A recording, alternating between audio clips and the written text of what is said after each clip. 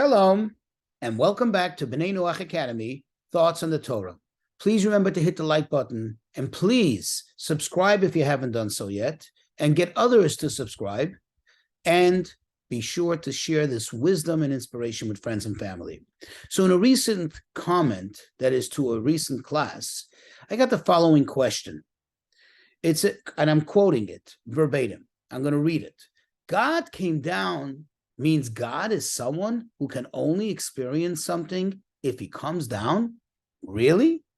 Well, that class discussed the verse which describes the special experience at Mount Sinai and what took place there.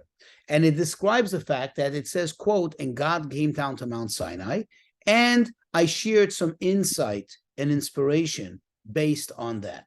So that is the, so to speak, background, the premise for this question.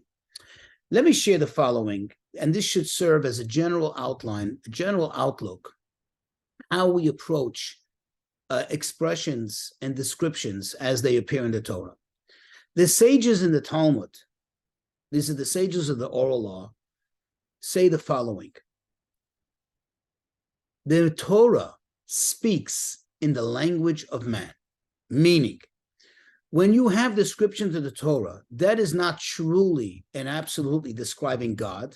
It's certainly not describing his experience. We don't have any ability whatsoever, because we are humans, because we are finite beings, we never will have the ability to, so to speak, experience it from God's eyes, from God's point of view. There is no way we can. So we don't even have to bother trying to understand it from God's experience. And therefore, the Torah never, ever gives us any whatsoever homework, so to speak, to make any attempt to experience it from God's perspective, from God's vantage point. Rather, whenever the Torah describes, let's say the Torah says God spoke, or and God said, let there be light, or God heard, or God listened, or in this case, God came down, that is merely giving us, mortal beings, us, finite humans, somewhat of an ability to be able to appreciate to some extent what the experience was like, or what took place. And God metaphorically uses terms which we can directly relate to. So we can relate to speaking, we can relate to hearing, listening, paying attention, going, coming, seeing, and in this case, coming down. No, God is all over. God doesn't need to come to anywhere. And no, he doesn't need to do any specific action in order to, quote, experience anything.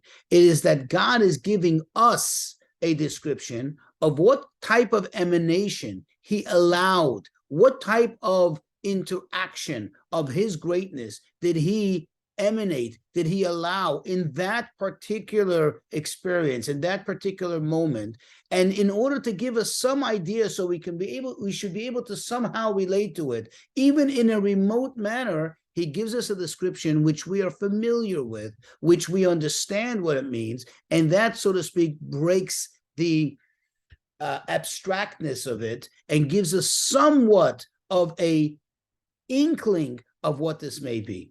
So at the end of the day, God doesn't have to physically come down in order to experience it. No, we were meant to experience it, and we were meant to derive the lesson from it, as I discussed in that class, namely that everything has to, quote, come down, to mimic, to emulate what God did by, quote, not just telling us the Torah, but coming down to give us the Torah. We have to bring it into action. We have to bring it down to this earthly world in order for it to really have its ultimate purpose and meaning.